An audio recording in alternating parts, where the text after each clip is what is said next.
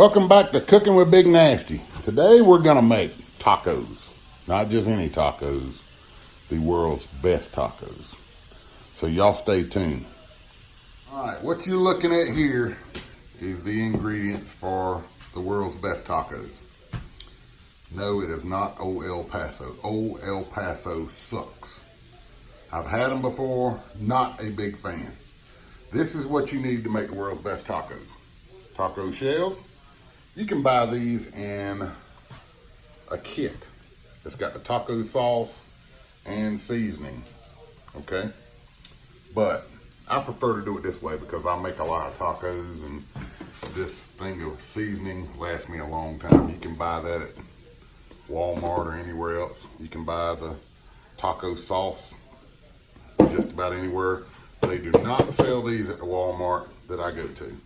So I have to go somewhere else to get those. I have to get those in the grocery store. You're gonna need water, taco sauce, taco seasoning, and the shells. And browned hamburger meat. That's about 2 pounds there, I think. Close to it.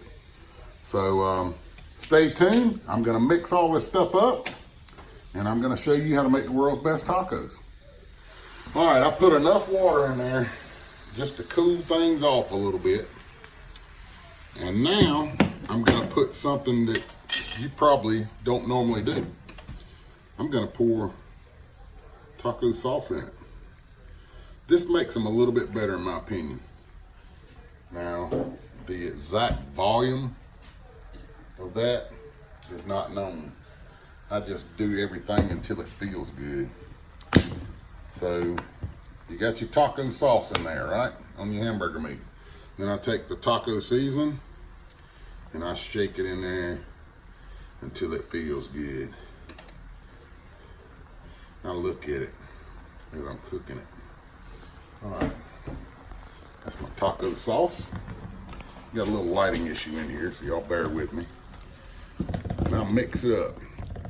I want this taco seasoning and sauce to be a good red color or a good orange color, whatever it is. If you say it's red, it's red. If it's orange, it's orange. But you know, it's all to taste. I've been making tacos so long that I just know about how I want mine. So if you get it by the pack, you know, that pack I do about a pound or 2, but I think it's something to be desired after you put that pack in there. I mean, I just don't think it's enough. That's the reason why I buy the large container of taco seasoning.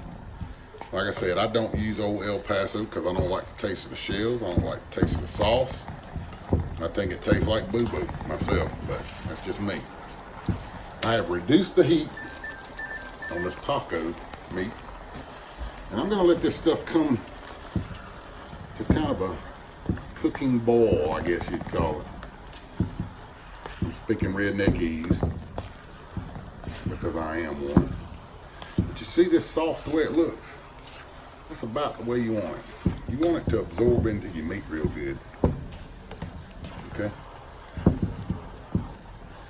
Now, at a later time, I'm going to show you how to make sour cream for this. I don't put sour cream on mine. Some people like sour cream on their tacos. I'm going to show you how to make a homemade sour cream at a later date and time.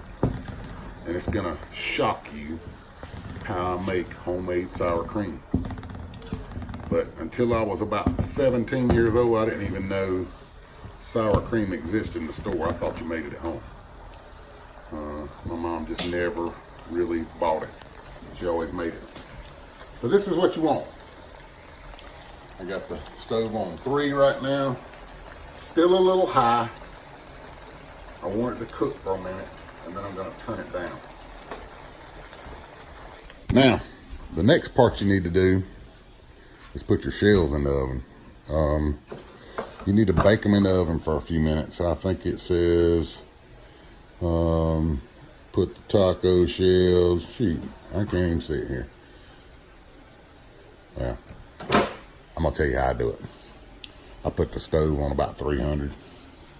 on bake. And 300, 350. And I take one of these. That's a stone. And I put the taco shells on it, and I throw it in the oven. And I let it cook the shells for about, I don't know, 5 minutes or so. You just want to get the shells warm anyway. And this puts a little bit of oils out of them, and they tend to be a little bit tougher when you do that, not so brittle. So y'all stay tuned just a minute, and when I get these shells out and load this taco up, I'm gonna show you what it looks like. What this meat looks like now. Some of the water has absorbed into it. It ain't been a long time since I showed you how I mixed it up. I'm talking about 8 to 10 minutes. It's simmered. I cut it down to 1.8 on my stove, because my stove tends to cook a little bit faster than most. I don't know why. But it's done simmered down a little bit. Some of the water's been absorbed into it and ain't so wet. Now, I didn't show you cheese before. You gotta have cheese. Look, everybody's got their own recipes for things. Everybody's got their own ideas about what they're supposed to put in things. I use sharp cheddar cheese on mine. Grated sharp cheddar cheese. Stuff that I grated sharp cheddar cheese. And I don't use any no-name stuff. No Equate stuff is in this house. That is good, sharp cheddar cheese, brand name stuff. All right, my shells are about done.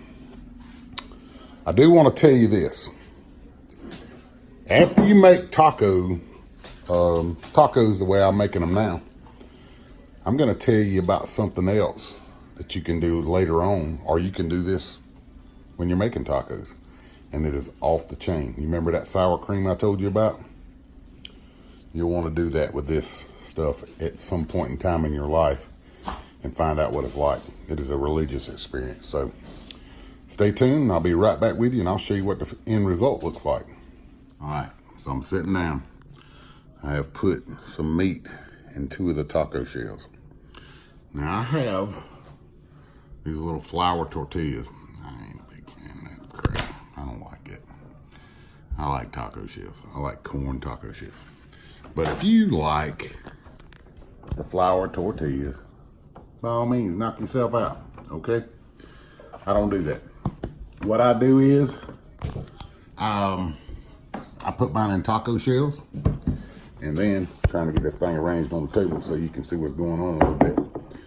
I put me a little bit of sauce on it. You remember I put some sauce in the meat. Well, I like it on my taco too. I don't put a whole lot on there, but I put a little bit on there. Just makes it a little bit sweeter to me. And I put me some grated cheese on the taco. I like sharp cheddar. Some people like other different kind of cheeses. I like sharp cheddar. Put on what you want. So now the taco's ready to eat. I'm gonna tell you something. If you cook these things like they're supposed to be and you serve them up in these taco shells, you're gonna melt the roof off your mouth. You hear me? You gotta let this stuff sit for just a few minutes and let the meat cool off. I usually test a piece of meat just to see. Now I'm gonna tell you, before I take the first bite of this, how you can really expand your taco line here. Make different meals out of it that I think you'll like. And I told you I'm a redneck, so I like redneck stuff. I take big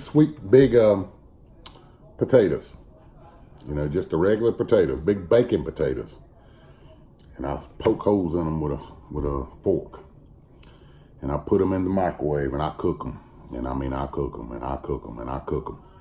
And I get them really, really soft. I don't stick them in the oven and bake them because that takes too long. But, normally a big baking potato takes about 10 to 15 minutes in the microwave to get it good and soft. And then I peel the peeling off of it with a fork. It's easy to get off then. It's hot, but you gotta work with it a little bit and get the peeling off. And you just drop the potato right down in the middle of your plate. Okay? Then you chop it up a little bit with a fork, put your taco meat over the top of it, put your cheese and your sour cream on top. Now, like I promised you, I'm going to make sour cream at another later date. And my sour cream is different from everybody else. I love my sour cream, personally. A lot of people, they don't like it because they like that thick stuff. Mine ain't that thick. It's a little bit runny, but it's good. If you like Duke's mayonnaise, you probably like it because it's got Duke's mayonnaise in it. It's made out of Duke's mayonnaise and buttermilk and salt and pepper. That's it. I'll show you how to make it later on, and you can put it on your taco tater or your taco itself. I also have another thing that I like to do with taco meat. I like to line my plate with loaf bread, like 3 pieces of loaf bread will fit on a regular sized plate pretty good. And I put mayonnaise on it and put the taco meat and cheese on top of it. It's to die for. Stop your heart. If your heart ain't good, if you ain't used to grease and stuff like that, it'll kill you immediately. But that's good stuff. So that's the way I make different kinds of tacos. I may show you at a later date how I do it with bread and how I do it with taters. I may make another video before I get rid of all this taco meat, because obviously there's enough taco meat to last me a while. And so I may make taco taters tomorrow and show you what it's like. You got your taco here? That's good tacos right there. I'm telling you right now. I would say make you want to slap your mama, but you wouldn't have slapped my mama. I'll tell you that. I hope you enjoyed the video. Please like, share, and subscribe. And we'll see you next time.